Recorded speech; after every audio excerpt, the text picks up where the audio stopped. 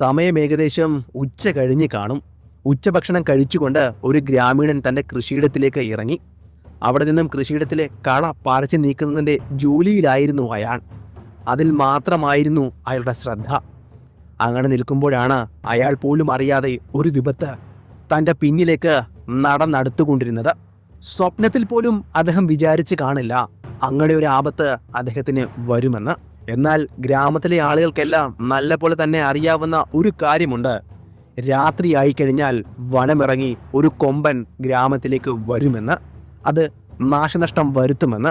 2 ദിവസത്തിന് മുന്നേ ഒരാളുടെ ജീവനും അത് എടുത്തിട്ടുണ്ടെന്ന്. എന്നാൽ പകൽ സമയത്ത് അങ്ങനെ ഒരു വരവ് ആരും പ്രതീക്ഷിച്ചിരുന്നില്ല. അതുകൊണ്ട് തന്നെ അയാൾക്ക് പിന്നിൽ നിന്നിരുന്ന ആ കൊമ്പനെ അയാൾ കണ്ടില്ല. എന്നാൽ കാറ്റ് ആനയുടെ ദിശയിൽ നിന്നും അയാൾക്ക് നേരെ വീശിയപ്പോൾ ആനയുടെ ചൂര് നല്ലപോലെ മനസ്സിലായ അയാൾക്ക് ഒരു കാര്യം പിടികിട്ടി. താൻ മരിക്കാൻ പോകുകയാണ്. തൻ്റെ തൊട്ടടുത്ത്, തൻ്റെ തൊട്ട് പിന്നിൽ ആന നിൽക്കുകയാണ്. അയാൾ ഒന്ന് തിരിഞ്ഞു നോക്കുവാൻ പോലും കഷ്ടപ്പെട്ടില്ല. അയാൾ തൻ്റെ കൈവശമുണ്ടായിരുന്ന ആയുധങ്ങൾ നിലത്ത് വെച്ച് ആ ചെളി നിറഞ്ഞ ഭാഗത്തുകൂടി ഗ്രാമം ലക്ഷ്യമാക്കി ഓടുവാനാണ് തുനിഞ്ഞത്. എന്നാൽ അയാളുടെ വേഗത ആനയുടെ വേഗത്തേക്കാൾ കുറവായിരുന്നു. ആന അയാളെ ആ കൃഷിയിടത്തിൽ അതിക്രൂരമായി ചവിട്ടി താഴ്ത്തി. കാലുകൾ വലിച്ചു കീറി ചുഴറ്റിയെറിഞ്ഞു. നമ്മൾ ഇന്ന് പറയുവാൻ പോകുന്നത് ഒരു കാട്ടാനയെ വേട്ടയാടിയ കഥയാണ്. ഏറെ കാലങ്ങൾക്ക് ശേഷമായിരിക്കാം നമ്മൾ ആനമല തമ്പിയുടെ ഒരു കഥ ചെയ്യുന്നത്. നമ്മൾ ഇന്ന് പറയുവാൻ പോകുന്നത് ആനമല തമ്പിയുടെ ഒരു ആനവേട്ടയുടെ കഥയാണ്. നിങ്ങൾ ആദ്യമായിട്ടാണ് നമ്മുടെ ചാനൽ കാണുന്നതെങ്കിൽ നമ്മൾ ഇങ്ങനെയുള്ള കഥകളാണ് നമ്മുടെ ചാനലിൽ അപ്ലോഡ് ചെയ്യുന്നത്.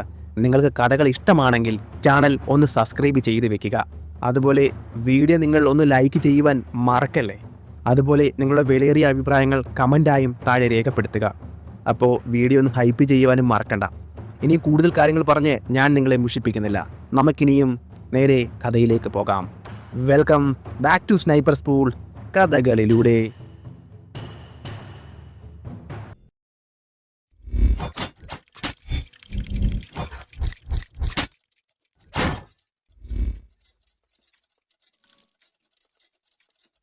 നേരം സന്ധ്യയായി തുടങ്ങി. തൻ്റെ ബംഗ്ലാവിൻ്റെ മുന്നിലെ ചാരുകസാരയിൽ അദ്ദേഹം അങ്ങനെ ഇരിക്കുകയാണ്. തൻ്റെ കയ്യിൽ ഒരു സിഗാറ് കത്തിച്ച് വെച്ചിട്ടുണ്ട്. പതിയെ അത് ഉള്ളിലേക്ക് വലിക്കുകയും പുറത്തേക്ക് പുക വിടുകയും ചെയ്യുന്നുണ്ട്. ചെറിയൊരു റാന്തലിൻ്റെ വെളിച്ചം മാത്രമേ അപ്പോൾ അവിടെ ഉണ്ടായിരുന്നുള്ളൂ. അദ്ദേഹം എന്തോ ചിന്തിക്കുകയാണ്. അയാളിപ്പോൾ ആ ബംഗ്ലാവിൽ തനിച്ചാണ്. അവിടെ ഉണ്ടായിരുന്ന അദ്ദേഹത്തിൻ്റെ സഹായി ഇപ്പോൾ അദ്ദേഹത്തിൻ്റെ ഗ്രാമത്തിലേക്ക് പോയിരിക്കുകയാണ്. അവരുടെ ഗ്രാമത്തിൽ അടുത്തിടെ ഒരു ആന ഇറങ്ങിയെന്നും അവിടെ ഉണ്ടായിരുന്ന ഒരാളെ ചവിട്ടിക്കൊന്നുമെന്ന വാർത്ത കേട്ടുകൊണ്ടാണ് ആ കാര്യസ്ഥൻ ആ ഗ്രാമത്തിലേക്ക് പോയത്. മരിച്ചത് അദ്ദേഹത്തിൻ്റെ ഒരു ബന്ധുവായിരുന്നു. ഗ്രാമത്തിലേക്ക് ആന ഇറങ്ങി എന്ന വാർത്തയാണ് ഇപ്പോൾ അദ്ദേഹത്തെ അസ്വസ്ഥപ്പെടുത്തിയിരിക്കുന്നത്. അതിനെപ്പറ്റിയുള്ള ചിന്തകളായിരിക്കാം അദ്ദേഹത്തിൻ്റെ തലയിലൂടെ ഓടുന്നത്. നേരം നല്ലപോലെ ഇരുട്ടി തുടങ്ങിയപ്പോഴേക്കും അദ്ദേഹം അവിടെ നിന്നും റാന്തലെടുത്തുകൊണ്ട് തൻ്റെ ആ ബംഗ്ലാവിനുള്ളിലേക്ക് പ്രവേശിച്ചു. ബംഗ്ലാവിൻ്റെ ഭിത്തിയിൽ തൂക്കിയിട്ടിരുന്ന വിഞ്ചസ്റ്റർ 405 അയാൾ പതിയെ നോക്കി. തൻ്റെ കൈകൊണ്ട് അത് പതുക്കെ എടുത്തു. ഒന്ന് തലോടി, ഒന്ന് തുടച്ചു. അതിനുശേഷം ചുവരിലെ ഭിത്തിയിലേക്ക് അദ്ദേഹം വീണ്ടും അത് എടുത്തു വെച്ചു. തൻ്റെ മുറി ലക്ഷ്യമാക്കി അയാൾ പതുക്കെ നടന്നകന്നു.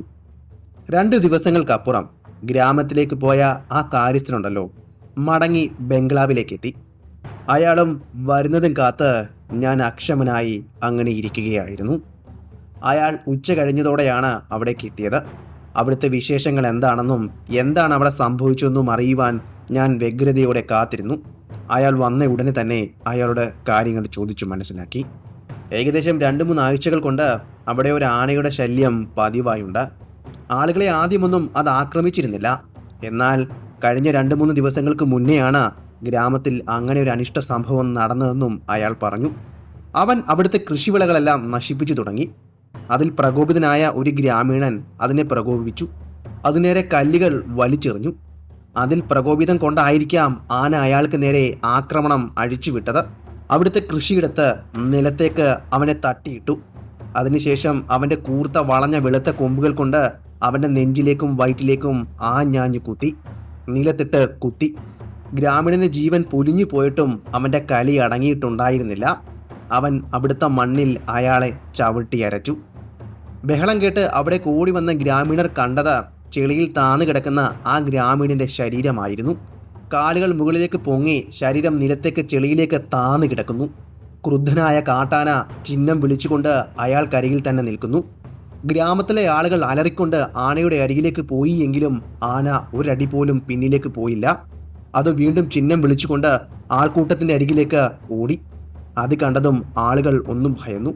ഇതിനു മുന്നേ കാടിറങ്ങി വന്ന ആ കൊമ്പനെ ആളുകൾ ഭയപ്പെടുത്തിയത് ഇങ്ങനെയാണ്. കൂട്ടമായി അലറി വിളിച്ചുകൊണ്ട് അതിൻ്റെ അരികിലേക്ക് ഓടിച്ചെല്ലും. അപ്പോൾ കാട്ടാന ഭയന്ന് പിന്തിരിഞ്ഞ് പിന്നിലേക്ക് ഓടാറാണ് പതിവ്. എന്നാൽ ഇത്തവണ അത് പതിവ് തെറ്റിച്ചിരിക്കുന്നു. തന്നെ ആക്രമിക്കുവാനായി അവിടേക്ക് ഓടിയെത്തിയ ആളുകൾക്ക് നേരെ അവൻ ചാർജ് ചെയ്തു. തല കുലുക്കി രക്തമൊഴുകുന്ന കൊമ്പുകൾ ആട്ടി അവൻ ആളുകൾക്ക് അരികിലേക്ക് ഓടിയെത്തി. ശരിക്കും ആളുകൾ ഭയന്നുപോയി. 4 പാടം ചിതറി ആളുകൾ ഓടി. ഗ്രാമത്തിലേക്കും വനത്തിലേക്കും അരികിലുള്ള വയലിലേക്കും എവിടേക്കെന്നില്ലാതെ ആളുകൾ ചിന്നി ചിതറി ഓടി. അവിടുത്തെ ഗ്രാമത്തിലെ ആളുകളുടെ ഭാഗ്യം കൊണ്ട് മാത്രമാണ് പിന്നീട് ഒരു അനിഷ്ട സംഭവം അവിടെ നടക്കാഞ്ഞത്. ഇത്രയും പറയുമ്പോഴേക്കും അദ്ദേഹത്തിൻ്റെ കണ്ണുകൾ നിറയുന്നുണ്ടായിരുന്നു. കാരണം അദ്ദേഹത്തിൻ്റെ കുടുംബവും ആ ഗ്രാമത്തിലാണ് ഉള്ളത്.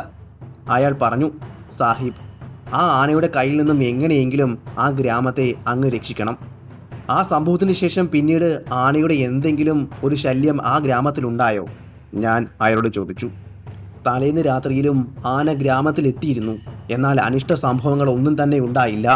കാരണം ഗ്രാമത്തിലെ ആളുകൾ ഗ്രാമത്തിൽ ഒരു വലിയ തീക്കൂമ്പാരം കൂട്ടിയിരുന്നു. അതിൻ്റെ വെളിച്ചം കൊണ്ടായിരിക്കാം ആന അവിടേക്ക് കൂടുതൽ അടുക്കാഞ്ഞത്.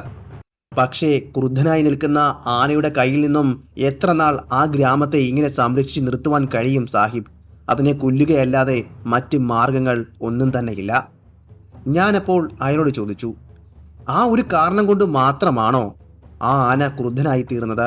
അയാൾ കല്ലെടുത്തെറിഞ്ഞത് കൊണ്ട് മാത്രമാണോ ആന ആ ഗ്രാമത്തെ വീണ്ടും വീണ്ടും ആക്രമിക്കുവാൻ ശ്രമിക്കുന്നത്? അങ്ങനെ പല ചോദ്യങ്ങളും ഞാൻ അയാളോട് ഉന്നയിച്ചെങ്കിലും അതിനുള്ള ഒരു ഉത്തരവും തരുവാൻ അയാൾക്ക് കഴിഞ്ഞില്ല. കാരണം അയാൾക്ക് അറിയാവുന്നത് ഇത് മാത്രമായിരുന്നു. പക്ഷേ ഒരു കാര്യം കൂടി അയാൾ എന്നോട് പറഞ്ഞു. ഇനിയും ഗ്രാമത്തിൽ ആന ഇറങ്ങുകയാണെങ്കിൽ ആ വിവരം ഇവിടെ വന്ന് പറയണമെന്ന് ഞാൻ അവിടുത്തെ ഗ്രാമത്തിലെ ആളുകളോട് ചട്ടം കെട്ടിയിട്ടുണ്ട്. നിനക്ക് ആനയുടെ സ്വഭാവത്തെപ്പറ്റി വല്ലവും മനസ്സിലായോ? അല്ലെങ്കിൽ ആളുകൾ എന്തെങ്കിലും പറയുന്നുണ്ടായിരുന്നു? ഞാൻ അതിനെപ്പറ്റിയും ഗ്രാമത്തിൽ അന്വേഷിച്ചിരുന്നു. എൻ്റെ കുറച്ച് സുഹൃത്തുക്കളും ബന്ധുക്കളും പറഞ്ഞത് മാത്രമാണ് എനിക്കറിയാവുന്നത്. അത് ഞാൻ സാഹിബിനോട് പറയാം. രാത്രി ആകുമ്പോഴേക്കും ആന കാടിറങ്ങി നാട്ടിലേക്കെത്തും. ഗ്രാമത്തിലെ കൃഷിയിടങ്ങളിലെല്ലാം അവൻ കയറിയിറങ്ങും. അവന് വേണ്ട ആഹാരം മുഴുവൻ അവൻ എടുക്കുകയും കുറച്ച് നശിപ്പിക്കുകയും ചെയ്യും. ആ നശിപ്പിക്കുന്നതാണ് സാഹിബ് ഗ്രാമത്തിലെ ആളുകൾക്ക് ഇത്രയും പക അവനോട് തോന്നുവാൻ കാരണം. ആനയെ അവിടെ നിന്ന് ഓടിക്കുവാൻ വേണ്ടി അവർ പല കെണികളും അവിടെ ഒരുക്കിയിരുന്നു. എന്നാൽ യാതൊന്നും ഒരു ഫലവും കണ്ടില്ല. ആ കെണികൾ എന്തൊക്കെയാണെന്ന് എനിക്ക് അറിഞ്ഞുകൂടാ. അവർ പറഞ്ഞ അറിവ് മാത്രമേ എനിക്കുള്ളൂ സാഹിബ്. ആന കൃഷിയിടത്തിലേക്ക് ഇറങ്ങി വിളകൾ നശിപ്പിച്ചു തുടങ്ങുമ്പോഴേക്കും അവിടുത്തെ ആളുകൾ വിവരമറിയുകയും ഗ്രാമത്തിലെ ആളുകളെല്ലാം തന്നെ അവിടേക്ക് ബഹളം വെച്ച് ഓടിയെത്തുകയും ചെയ്യും. അവരുടെ എല്ലാം ബഹളം കേട്ടുകൊണ്ട് ആന പിന്തിരിഞ്ഞ് വനത്തിനുള്ളിലേക്ക് ഓടി മറയാറാണ് പതിവ്. എന്നാൽ ആ ഒരു കൊലപാതകത്തിന് ശേഷം അവൻ്റെ സ്വഭാവം കാര്യമായി മാറിയിരിക്കുന്നു. ആളുകൾ കൂട്ടമായി അവന് നേരെ ഓടിച്ചെന്നാലും ബഹളം വെച്ചാലും ഒന്നും അവൻ ഭയപ്പെടാറില്ല. ആ ഒരു അവസ്ഥയിലേക്ക് ആനയുടെ സ്വഭാവം ഇപ്പോൾ മാറിയിരിക്കുന്നു. ഇതിനെല്ലാം പുറമെ നേരത്തെ രാത്രിയിൽ മാത്രമായിരുന്നു ആന ഇറങ്ങിയിരുന്നത്. എന്നാൽ ഈ ഒരു സംഭവത്തിന് ശേഷം ആ ആനയെ പലപ്പോഴും പകൽ വെളിച്ചത്ത് പോലും കണ്ടിട്ടുണ്ടെന്ന് പറയാറുണ്ട്. ഗ്രാമത്തിലെ കൃഷിയിടങ്ങളിൽ ഉച്ചയ്ക്കും രാവിലെയും എല്ലാം അവൻ വന്നു പോകാറുണ്ടെന്നും ഗ്രാമത്തിലെ ആളുകൾ പറഞ്ഞു. അവൻ എന്നോട് പറഞ്ഞ കാര്യങ്ങളെല്ലാം എനിക്ക് നല്ല പോലെ മനസ്സിലായിരിക്കുന്നു. പക്ഷേ അവൻ പറയാതെ പോയ ഒരു കാര്യമുണ്ട്. എന്നാൽ അവൻ ആ പറഞ്ഞതിനുള്ളിൽ ആ കാര്യം ഒളിഞ്ഞിരിക്കുന്നുമുണ്ട്. തൻ്റെ തോട്ടത്തിൽ നിന്നും ആനയെ ഭയപ്പെടുത്തി ഓടിക്കുവാൻ കല്ലുകൾ വലിച്ചെറിഞ്ഞതുകൊണ്ട് മാത്രമല്ല ആന ഇപ്പോൾ ക്രുദ്ധനായിരിക്കുന്നത്. അവർ കെണി വെച്ചു എന്ന് പറഞ്ഞില്ലേ, ആ കെണികൾ എന്തൊക്കെയാണെന്ന് ഇവനറിയില്ല. അവർ ആനയെ ഭയപ്പെടുത്തി ഓടിക്കുവാൻ വെച്ച ഏതോ ഒരു കെണി കാര്യമായ ആഘാതം ആനയിൽ ഉണ്ടാക്കി. അതുകൊണ്ടായിരിക്കണം ആന ഇത്രയും പ്രകോപിതനായിരിക്കുന്നത്. ഒരിക്കൽ ഞാൻ അവൻ പറഞ്ഞ ദെമ്പൽ എന്ന ഗ്രാമത്തിൽ പോയിട്ടുണ്ട്. ഗ്രാമത്തിലെ ആളുകൾ വനമിറങ്ങി വരുന്ന വന്യജീവികളെ ഭയപ്പെടുത്തി ഓടിക്കുവാൻ വേണ്ടി തോട്ടകളും വെടിമരുന്ന് പ്രയോഗങ്ങളും ഊർത്ത മുള്ളു കമ്പികളുമെല്ലാം ഉപയോഗിക്കാറുണ്ട്. ആ ഉപയോഗത്തിൽ ഏതെങ്കിലും ഒന്നായിരിക്കണം ആനയെ ഇത്രയും പ്രകോപിപ്പിച്ചിരിക്കുന്നത്. എന്തായാലും ഗ്രാമത്തിൽ ഇനിയൊരു ആക്രമണം കൂടി ഉണ്ടാകുകയാണെങ്കിൽ ദമ്പൽ എന്ന ഗ്രാമത്തിലേക്ക് പോകേണ്ടി വരും. ആ കൊമ്പനെ കൊല്ലേണ്ടി വരും. ഞാൻ മനസ്സിൽ അത് തീർച്ചപ്പെടുത്തി. ഭിത്തിയിൽ ഞാൻ തൂക്കി വെച്ചിരിക്കുന്ന എൻ്റെ വിഞ്ചസ്റ്റർ റൈഫിളിലേക്ക് ഞാൻ ഒന്ന് നോക്കി. അങ്ങനെ 2-3 ദിവസങ്ങൾ കഴിഞ്ഞുപോയി. ഞാൻ തോട്ടത്തിലെ കാര്യങ്ങളെല്ലാം നോക്കി ഒരു ഉച്ച കഴിഞ്ഞപ്പോഴേക്കും ബംഗ്ലാവിലേക്ക് മടങ്ങിയെത്തി. ബംഗ്ലാവിൻ്റെ മുന്നിൽ എന്നെ കാത്ത് 2-3 ഗ്രാമീണർ നിൽക്കുന്നുണ്ടായിരുന്നു. ഡിംബൽ എന്ന ഗ്രാമത്തിൽ നിന്നും വന്നവരാണത്. അതിന് പുറമെ നമ്മുടെ കാര്യസ്ഥൻ്റെ ബന്ധുക്കൾ കൂടിയാണ്. ഞാൻ വരുന്നത് കണ്ട് ബഹുമാനത്തോടെ അവരുടെ തലയിൽ കെട്ടിയിരുന്ന തോർത്തുമുണ്ടുകൾ അഴിച്ചു. ഇപ്പോൾ എനിക്ക് അവരുടെ മുഖത്ത് കാണാൻ കഴിയുന്നത് ഒരു തരം ഭയമാണ്. അവരുടെ കണ്ണുകൾ നല്ലപോലെ ചുവന്ന് കലങ്ങിയിരിക്കുന്നു. ഉറങ്ങിയിട്ട് ഏകദേശം 3-4 ദിവസത്തിന് മേളിലായിരിക്കുന്നു എന്ന് പോലും എനിക്ക് തോന്നിപ്പോയി. ഞാൻ അവരുടെ അടുത്തേക്ക് ചെന്നപ്പോഴേക്കും അവർ എന്നെ വിളിച്ചു സാഹിബ്. ആ വിളിയിൽ പോലും പതർച്ചയുണ്ടായിരുന്നു. അവർ പറഞ്ഞു, ഗ്രാമത്തിൽ ഒരു ഒറ്റയാൻ്റെ ശല്യം വല്ലാതെ വർദ്ധിച്ചിരിക്കുന്നു. ഇപ്പോൾ 2-3 പേരെയാണ് അവൻ ക്രൂരമായി കൊന്നിരിക്കുന്നത്. യാതൊരു പ്രകോപനവും കൂടാതെയാണ് രാത്രികാലങ്ങളിലും ഉച്ച സമയത്തും ആ കാട്ടാന ഗ്രാമത്തിലേക്ക് എത്തുന്നത്. ഗ്രാമത്തിന് പുറത്ത് ആരെങ്കിലും ഉണ്ടെങ്കിൽ അവരുടെ കഥ അതോടെ അവിടെ തീരും. ഗ്രാമത്തിലെ 2-3 വീടുകൾ അവൻ ഇടിച്ചു തകർത്തു.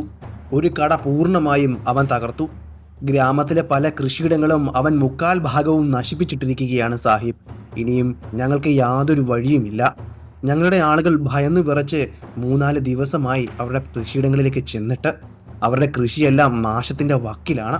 ചുരുക്കം പറഞ്ഞാൽ ഞങ്ങൾക്ക് ഞങ്ങളുടെ വീട്ടിൽ നിന്നും പുറത്തിറങ്ങുവാൻ പോലും സാഹിബ് ഭയമാണ്. ജീവൻ ഭയന്ന് ആരും അവരുടെ കൂരയിൽ നിന്ന് പോലും പുറത്തിറങ്ങാറില്ല. രാത്രിയായാൽ മരച്ചില്ലകൾ ഒടിയുന്ന ശബ്ദവും ആനയുടെ ചൂരും വല്ലാതെ ഗ്രാമത്തിലേക്ക് എത്തും. അപ്പോൾ നമുക്ക് മനസ്സിലാകും ആ കൊമ്പൻ അവിടേക്ക് കടന്നു വന്നിരിക്കുന്നു എന്ന്. എല്ലാവരും നിശബ്ദതയോടെ അവൻ മടങ്ങിപ്പോകുന്നതിന് വേണ്ടി കാത്തു നിൽക്കും. ഏതെങ്കിലും ഒരു ശബ്ദം ഏതെങ്കിലും ഒരു കൂരയിൽ നിന്നും ഉയരുകയാണെങ്കിൽ അവൻ്റെ ശ്രദ്ധ അവിടേക്ക് പോകുകയും ആ കൂര തച്ച് തകർക്കുകയും ചെയ്യും. ഗ്രാമത്തിലെ അവസ്ഥ ഇപ്പോൾ വല്ലാത്ത കഷ്ടത്തിലാണ്. ഇങ്ങനെ കാര്യങ്ങൾ മുന്നോട്ട് പോവുകയാണെങ്കിൽ ഞങ്ങളുടെ ഗ്രാമത്തിൽ നിന്നും ഞങ്ങൾ മറ്റെവിടേക്കെങ്കിലും പലായനം ചെയ്തു പോകേണ്ടതായി വരും. അവർ പറഞ്ഞ കാര്യങ്ങളെല്ലാം ഞാൻ ഒരക്ഷരം പോലും മിണ്ടാതെ കേട്ടുകൊണ്ട് നിന്നു. അതിനുശേഷം പതുക്കെ നടന്ന് ബംഗ്ലാവിൻ്റെ മുന്നിൽ കിടന്നിരുന്ന ചാരു കസേരയിന്മേൽ ചാരിയിരുന്നു. എൻ്റെ നോട്ടം പോയത് ബംഗ്ലാവിൻ്റെ അടുത്ത് നിന്ന ആ വലിയ വനത്തിലേക്കാണ്. ആനമല, നിരവധി കാട്ടാനകളും വന്യമൃഗങ്ങളും അടക്കി വാഴുന്ന വനമാണ്. ആ വനത്തിൻ്റെ ഒരു ഭാഗത്ത് തന്നെയാണ് ഈ ഡിംബൽ എന്ന ചെറിയ ഗ്രാമം സ്ഥിതി ചെയ്യുന്നത്. ഈ വനത്തിൽ നിന്നുമാണ് ആ ആനയും അവിടേക്ക് കടന്നു ചെന്നിരിക്കുക. ഞാൻ പല കാര്യങ്ങളും ശാന്തമായി ചിന്തിച്ചു. അതിനുശേഷം വനത്തോട് ഒരു സമ്മതം ചോദിച്ചു. ഞാൻ ഗ്രാമത്തിലെ ആളുകൾക്ക് മറുപടി നൽകി. ഉറപ്പായും നമുക്ക് നാളെ നിങ്ങളുടെ ഗ്രാമത്തിലേക്ക് പോകാം. ഇപ്പോൾ നേരം ഒരുപാട് വൈകിയിരിക്കുന്നു. നിങ്ങൾ നിങ്ങളുടെ ഗ്രാമത്തിലേക്ക് എത്തുമ്പോഴേക്കും രാത്രിയാകും. ഈ വലിയ വനത്തിൻ്റെ വനപാതയിലൂടെ രാത്രി സഞ്ചരിക്കുക എന്നത് മരണതുല്യമാണ്. അതുകൊണ്ട് നിങ്ങൾ ഇന്നത്തെ ദിവസം എൻ്റെ കൂടെ ഈ ബംഗ്ലാവിൽ കഴിയുക. നമുക്കൊരുമിച്ച് നാളെ നിങ്ങളുടെ ഗ്രാമത്തിലേക്ക് പോകാം. വേണ്ട പരിഹാരം ഞാൻ നിങ്ങൾക്ക് ചെയ്തു തരാം. നിങ്ങളുടെ ഗ്രാമത്തിലേക്ക് കടന്നു വന്ന് നിങ്ങളുടെ ഗ്രാമത്തിന് നാശം വിതയ്ക്കുന്ന ആ കൊമ്പൻ്റെ തല ഞാൻ എടുത്തു തരാം. എന്നെ നിങ്ങൾ വിശ്വസിക്കൂ. ഇന്നത്തെ രാത്രിയിൽ നിങ്ങൾ ഇവിടെ ശാന്തമായി ഉറങ്ങും. എൻ്റെ കാര്യസ്ഥൻ നിങ്ങൾക്ക് കിടക്കാനുള്ള സ്ഥലവും കഴിക്കാനുള്ള ആഹാരവും നൽകും. നാളെ നേരം പുലരുമ്പോൾ തന്നെ നമുക്ക് പുറപ്പെടാം. രാത്രി ആയപ്പോഴേക്കും ഞങ്ങൾ ഒരുമിച്ചിരുന്ന് അത്താഴം കഴിച്ചു. അതിനുശേഷം അവർക്കായി ഒരുക്കിയിട്ട മുറികളിലേക്ക് അവർ മടങ്ങി. ഞാൻ അത്താഴം കഴിഞ്ഞ് എൻ്റെ മുറിയിലേക്ക് നടക്കുമ്പോൾ എൻ്റെ കയ്യിൽ എൻ്റെ ഏറ്റവും പ്രിയപ്പെട്ട റൈഫിൾ ഉണ്ടായിരുന്നു, വിഞ്ചസ്റ്റർ 405. ഞാൻ എൻ്റെ കിടപ്പുമുറിയിലേക്ക് അവനെ കൊണ്ടുവരികയും നല്ലപോലെ ഒന്ന് തുടച്ചു മിനുക്കുകയും ചെയ്തു. കാരണം നാളെ ഞങ്ങൾ ഇരുവരും ഒരുമിച്ചാണ് ആ ഗ്രാമത്തിലേക്ക് പോകുന്നത്. ഇതുവരെ ഞാൻ നടത്തിയ വേട്ടകളിൽ പരാജയം എന്തെന്ന് എന്നെ അറിയിക്കാത്ത, എന്നെ ചതിക്കാത്ത എൻ്റെ ഉറ്റ സുഹൃത്താണ് ഇവൻ. ഞാൻ അവനെ നല്ലപോലെ തുടച്ച് വൃത്തിയാക്കി. പ്രവർത്തിക്കുന്നുണ്ടോ എന്ന് ഞാൻ പരിശോധിച്ചു. അതിനുശേഷം എൻ്റെ മുറിക്കുള്ളിലെ ഒരു മൂലയിലേക്ക് അവനെ ചാരി വെച്ചു, കണ്ണു തുറക്കുമ്പോൾ തന്നെ കാണുന്ന പാകത്തിന്. അങ്ങനെ അന്നത്തെ ദിവസത്തിന് വിട പറഞ്ഞുകൊണ്ട് ഞാൻ ഒന്ന് മയങ്ങി. നേരം പുലർന്നപ്പോൾ തന്നെ എൻ്റെ സഹായി എന്നെ വന്ന് വിളിച്ചുണർത്തി. അവിടേക്ക് വന്ന വിരുന്നുകാർ ഉണർന്നിരിക്കുന്നു. അങ്ങയെ പ്രതീക്ഷിച്ച് വെളിയിൽ കാത്തു നിൽക്കുകയാണ്. ഞാൻ പറഞ്ഞു പ്രാതൽ കഴിച്ചതിന് ശേഷം പുറപ്പെടാമെന്ന് അവരോട് പറയുമെന്ന്. എന്നാൽ അതിനു പോലും പറ്റാത്ത അവസ്ഥയിലാണ് അവരെന്നാണ് എനിക്ക് മറുപടി കിട്ടിയത്. ഞാൻ പുറത്തേക്കിറങ്ങി അവരോട് കാര്യം തിരക്കി. തലേന്ന് രാത്രിയിൽ അവർ ഗ്രാമത്തിലേക്ക് മടങ്ങിയെത്താത്തത് കൊണ്ട് അവിടുത്തെ ഗ്രാമത്തിലെ ആളുകളും അവരുടെ ബന്ധുക്കളും ഉറപ്പായും ഭയത്തിലായിരിക്കുമെന്ന് അവർ കരുതുന്നു. അങ്ങനെ തന്നെയായിരിക്കും വിചാരിച്ചിരിക്കുക. കാരണം രാവിലെ അവരുടെ ഗ്രാമത്തിൽ നിന്നും അവർ പുറപ്പെട്ടതാണ്. ഉച്ചയാകുമ്പോഴേക്കും എന്തായാലും അവർ ഗ്രാമത്തിൽ മടങ്ങിയെത്തേണ്ടതാണ്.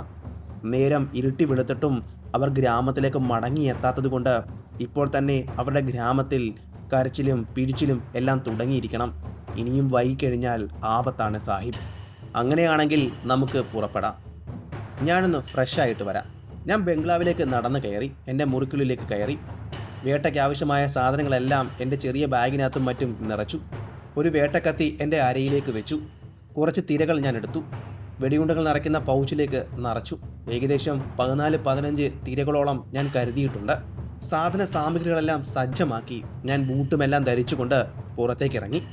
എന്നെ കാത്ത് അക്ഷമരോടെ ആ ഗ്രാമത്തിലെ ആളുകൾ കാത്തു നിൽക്കുകയാണ്.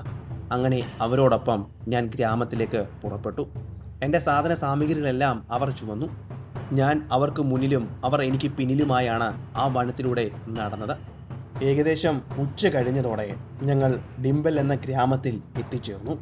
ഗ്രാമത്തിലെ ആളുകൾ അക്ഷമരോടെ കാത്തിരിക്കുകയാണ്. ഇവർ ഇരുവരും ഗ്രാമത്തിലേക്ക് നടന്നു വരുന്നത് കണ്ടപ്പോൾ തന്നെ ദൂരെ നിന്നും ഉറക്കെയുള്ള വിളികളാണ് അവിടെ ഉയർന്നു കേട്ടത്. അവരുടെ ബന്ധുക്കൾ ഇവർക്കരികിലേക്ക് കരഞ്ഞുകൊണ്ട് ഓടി വരുന്ന കാഴ്ചയും എനിക്ക് കാണാനായി. ശരിക്കും കണ്ണു നിറയ്ക്കുന്ന കാഴ്ചകളായിരുന്നു. അവർ പലരും പറഞ്ഞ വാക്കുകൾ എൻ്റെ ചെവിയിൽ ഇപ്പോഴും അലയടിക്കുന്നുണ്ട്. നിങ്ങൾ ഇരുവരും ആനയ്ക്ക് കാൽപാദത്തിനുള്ളിൽ അരഞ്ഞു തീർന്നുവെന്നാണ് ഞങ്ങൾ കരുതിയിരുന്നത്. നിങ്ങളെ തിരക്കി വരാൻ പോലും ഞങ്ങൾക്ക് ഭയമായിരുന്നു. എങ്കിലും ഉച്ചവരെ കണ്ടില്ല എങ്കിൽ എങ്ങനെയെങ്കിലും നിങ്ങളെ തിരക്കി നിങ്ങൾ പോയ വഴിയിലേക്ക് വരണമെന്ന് ഞങ്ങൾ കരുതിയിട്ടുണ്ടായിരുന്നുവെന്നും ഗ്രാമത്തലവൻ അവരോട് പറഞ്ഞു. ഞാൻ എല്ലാവരെയും ആശ്വാസപ്പെടുത്തി. തലേ ദിവസം ഇവർ എൻ്റെ കൂടെ എൻ്റെ ബംഗ്ലാവിലായിരുന്നുവെന്നും ഞാൻ ഉച്ച കഴിഞ്ഞതോടെയാണ് വന്നതെന്നും അവരെ അറിയിച്ചു. ഉച്ച കഴിഞ്ഞ് ഇവർ ഇവിടേക്ക് എത്തുമ്പോഴേക്കും രാത്രിയാകുമെന്ന് എനിക്ക് നല്ല പോലെ അറിയാമായിരുന്നു. ഞാൻ നിർബന്ധിച്ചതുകൊണ്ടാണ് അന്നത്തെ രാത്രി ഇവർ അവിടെ തങ്ങാൻ നിർബന്ധിതരായത്. അങ്ങ് എന്തായാലും ഞങ്ങളുടെ ഗ്രാമത്തിലേക്ക് ഞങ്ങളെ രക്ഷിക്കുവാൻ വേണ്ടി വരുമെന്ന് ഞങ്ങൾക്കറിയാമായിരുന്നു.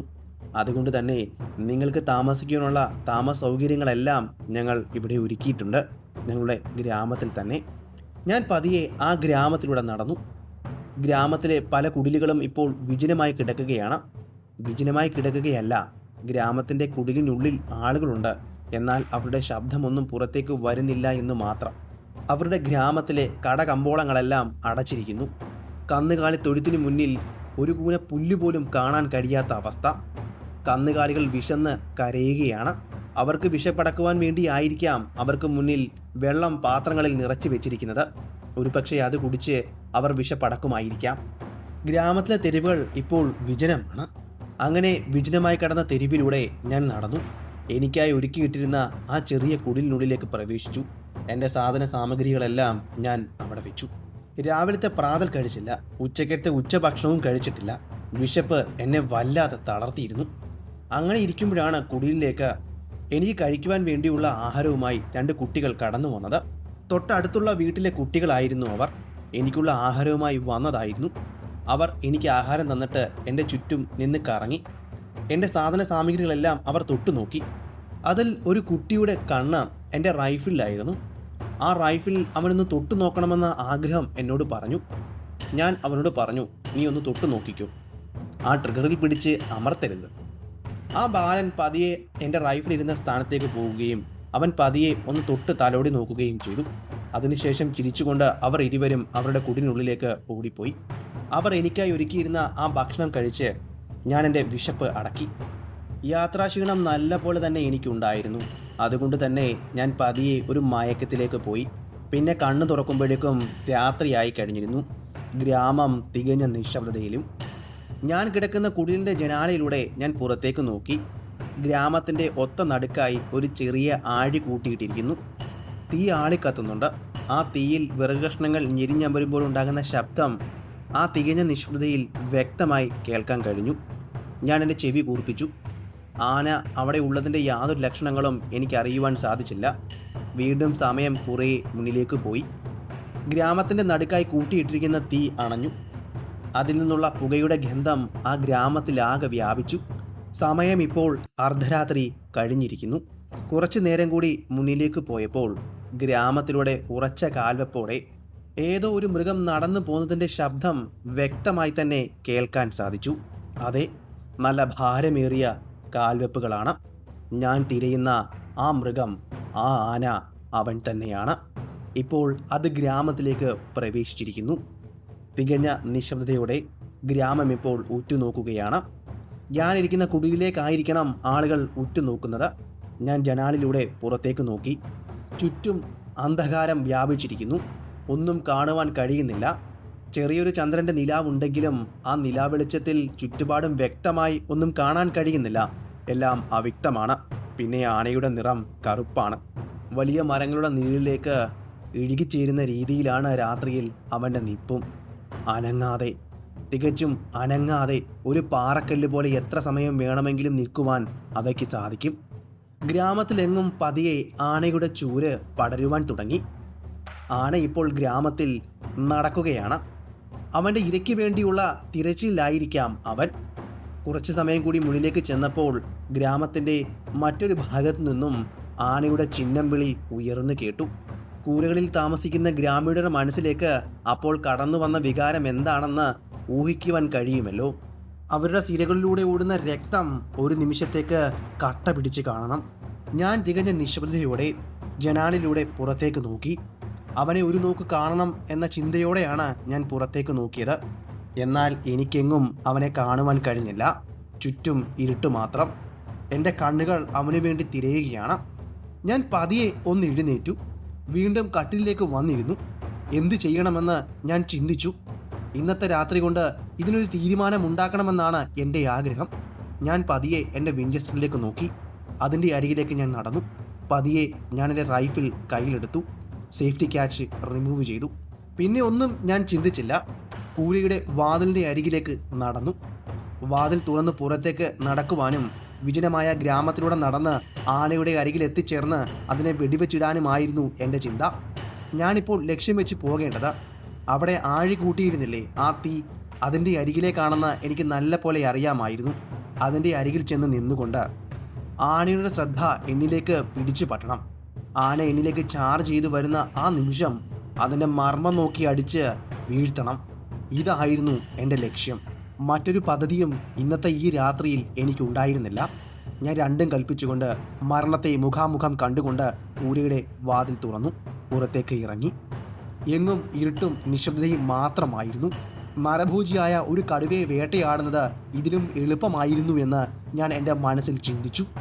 പതിയെ ആ വിജനമായി കിടക്കുന്ന ഗ്രാമത്തിൻ്റെ തിരിവിലൂടെ പതിയെ ആനയെ അന്വേഷിച്ച് നടന്നു. ആനയുടെ ചൂര് നല്ലപോലെ അനുഭവിക്കുവാൻ കഴിയുന്നുണ്ടെങ്കിലും ആന ഇവിടെയാണ് നിൽക്കുന്നതെന്ന് എനിക്ക് തിരിച്ചറിയുവാൻ കഴിയുന്നുണ്ടായിരുന്നില്ല. നിലാവെളിച്ചത്തിന് അത്രയും വെളിച്ചമൊന്നും ഉണ്ടായിരുന്നില്ല. ചുറ്റുപാടുമുള്ളതെല്ലാം അവ്യക്തമായി മാത്രമാണ് എനിക്ക് കാണുവാൻ കഴിയുന്നത്.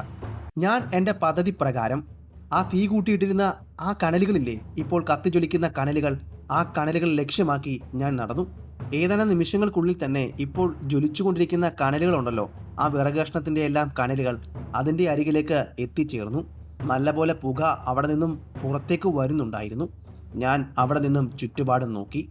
അതിൽ നിന്നും ഒരു കാര്യം വ്യക്തമായി എനിക്ക് മനസ്സിലായി. ഗ്രാമത്തിലെ ആരും തന്നെ ഉറങ്ങിയിട്ടുണ്ടായിരുന്നില്ല.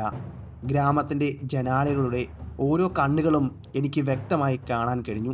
അവിടെ കണ്ട കണ്ണുകളിലെല്ലാം തികഞ്ഞ നിസ്സഹായതയും ഭയവും മാത്രമായിരുന്നു ഉണ്ടായിരുന്നത്. ഏത് നിമിഷവും എവിടെ നിന്നു വേണമെങ്കിലും ആ ആന എന്നെ ചാർജ് ചെയ്തേക്കാം. ഞാൻ എൻ്റെ റൈഫിൾ തോളിലേക്ക് ഉയർത്തി വെച്ചു. ചുറ്റുപാടും നോക്കി. ആനയെ എങ്ങും കാണുവാൻ കഴിയുന്നുണ്ടായിരുന്നില്ല. അങ്ങനെ ചിന്തിച്ച് നിൽക്കുമ്പോൾ തന്നെയാണ് എനിക്ക് മുന്നിൽ കുറച്ച് ദൂരെയായി, കൃത്യമായി പറഞ്ഞാൽ 40-45 യാർഡ് അകലെ ഉണ്ടായിരുന്ന ഒരു മരത്തിൻ്റെ പുറവിൽ ഒരു കറുത്ത രൂപം അനങ്ങുന്നത് പോലെ എനിക്ക് തോന്നിയത്. എൻ്റെ ഊഹം ശരിയാണെങ്കിൽ ഞാൻ അന്വേഷിക്കുന്ന ആ ഭ്രാന്തനാന അവൻ തന്നെയായിരിക്കാം. ഒരു കാര്യം വ്യക്തമായി എനിക്ക് മനസ്സിലായി. കൃത്യമായി ആന എന്നെ കണ്ടിരിക്കുന്നു. ഇനിയും ഏത് നിമിഷവും എനിക്ക് നേരെ ചാർജ് ചെയ്ത് അവൻ വരും. ആനയുടെ ചൂര് വല്ലാതെ എനിക്ക് അനുഭവിക്കുവാൻ കഴിയുന്നുണ്ട്. 40 യാർഡ് എന്നത് ആനയ്ക്ക് വെറും നിസ്സാരം മാത്രമാണ്. ആ ഇരുട്ടിലേക്ക് എൻ്റെ റൈഫിലിൻ്റെ കുഴൽ ചൂണ്ടി ഞാൻ അങ്ങനെ നിന്നു. ആന എനിക്ക് നേരെ ചാറ് ചെയ്തു വരുമ്പോൾ അവൻ്റെ മസ്തകം നോക്കി അടിക്കുവാൻ വേണ്ടി തന്നെയാണ് എൻ്റെ തോക്ക് ഞാൻ തയ്യാറെടുത്ത് നിൽക്കുന്നത്. ഞാൻ മുട്ടുകുത്തി നിലത്തേക്കിരുന്നു. കൃത്യത ഉറപ്പുവരുത്തി. ചരിഞ്ഞ് ഒരു ഷോട്ട് കൃത്യമായി അവൻ്റെ തലച്ചോറിലേക്ക് തുളച്ചു കയറണം. ഇതായിരുന്നു എൻ്റെ മുന്നിലുണ്ടായിരുന്നത്. ഞാൻ വിചാരിച്ചതുപോലെ ആയിരുന്നു എല്ലാ കാര്യങ്ങളും അവിടെ നടന്നിരുന്നത്. എന്നാൽ കാലം കാത്തുവെച്ചത് മറ്റൊന്നായിരുന്നു. ഞാൻ വിചാരിച്ചതുപോലെ തന്നെ ആന എന്നെ കണ്ട് കൃത്യമായി ഞാൻ കരുതിയ നിമിഷത്തിൽ തന്നെ എനിക്ക് നേരെ ചാർജ് ചെയ്ത് പാഞ്ഞു വന്നു. അവിടെ അളന്ന് കുറിച്ച് നിന്ന ഞാൻ എൻ്റെ റൈഫിലിൻ്റെ കാഞ്ചിയിന്മേൽ വിരലമർത്തി. ഒരു ഉഗ്രമായ സ്ഫോടന ശബ്ദത്തോടെ തീതുപ്പിക്കൊണ്ട് ആ തിര കൃത്യമായി ആനയുടെ മർമ്മത്ത് തന്നെ കൊണ്ടു. ഓടി വന്ന ആന കൊമ്പും കുത്തി വന്ന് വീണത് ഞാൻ കാത്തുനിന്ന ആ തീ കൂട്ടിയിരുന്ന ആ സ്ഥലമുണ്ടല്ലോ, അതിൻ്റെ മുന്നിലേക്കാണ്. അവിടെ ആളുകൾ കുഴി കുടിച്ച് കൂടുതൽ സമയം തീ ആളി കത്തുവാൻ വേണ്ടി അതിലേക്ക് വിറകുകൾ കൊണ്ട് നിറച്ചിരുന്നു. ഇപ്പോൾ അതിൽ മുഴുവൻ കനലാണ്. ആനയെപ്പോൾ ചരിഞ്ഞു വന്ന് കൊമ്പ് കുത്തി വീണിരിക്കുന്നത് അവർ കരുതി വെച്ച ആ കനലിനുള്ളിലേക്കാണ്. കനൽ 4 പാടും ചിതറി. ഞാൻ ഒഴിഞ്ഞു മാറി. അതുകൊണ്ട് മാത്രം എൻ്റെ നേരെ തീക്കട്ടകളൊന്നും വന്ന് വീണില്ല. ആന കൊമ്പും കുത്തി ഇപ്പോൾ ആ കുഴിയിൽ കിടക്കുകയാണ്. അതിൻ്റെ ശരീരമാകെ പൊള്ളുന്നുണ്ടാകാം. അതിൻ്റെ ശരീരത്തിനുള്ളിൽ ജീവൻ്റെ അവശേഷിപ്പുകൾ ഉണ്ടാകാം. ആ തീക്കനലുകൾ അതിൻ്റെ ഉള്ളിലേക്ക് ആഴ്ന്ന് പൊള്ളി ഇറങ്ങുന്നുണ്ടാകാം. അവൻ വന്നു വീണ ആഘാതത്തിൽ അവിടെ മുഴുവൻ പൊടിപടലങ്ങളും പുകയും പടർന്നു. ഇപ്പോൾ കൃത്യമായി അതിൻ്റെ തല എനിക്ക് കാണുവാൻ കഴിയുന്നുണ്ടായിരുന്നില്ല. അല്പസമയം ക്ഷമയോടെ ഞാൻ കാത്തു നിന്നു. അവിടെ നിന്നും ഒരു മുരൾച്ച ശബ്ദം കേൾക്കാൻ കഴിയും. അതല്ലാതെ മറ്റൊന്നും കേൾക്കുവാനോ കാണുവാനോ കഴിയുന്നില്ല. കുറേ സമയത്തിന് ശേഷം പൊടിപടലങ്ങൾ അടങ്ങി. കാഴ്ച കുറച്ചുകൂടി വ്യക്തമായി. ആ കുഴിയിൽ, ആ കനലിൽക്കുള്ളിൽ കൊമ്പുകുത്തി ആന വീണ് കിടക്കുകയാണ്. അതിനെയും എഴുന്നേൽക്കുവാൻ കഴിയില്ല. അതിനുള്ള ശേഷി അതിന് പൂർണ്ണമായും നഷ്ടപ്പെട്ടിരിക്കുന്നു. എന്നാൽ ജീവൻ പോയതുമില്ല. ആ തീക്കനലുകൾ അതിൻ്റെ ശരീരത്തെ നല്ല പോലെ പൊള്ളിക്കുന്നുണ്ട്.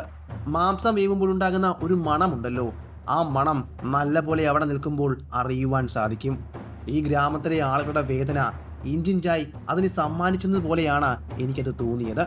ഞാൻ പതിയെ എൻ്റെ റൈഫിലുമായി ആ കുഴിയിൽ കിടക്കുന്ന ആനയുടെ അരികിലേക്ക് ചെന്നു. അതിൻ്റെ ജീവൻ ഇപ്പോഴും പോയിട്ടില്ല.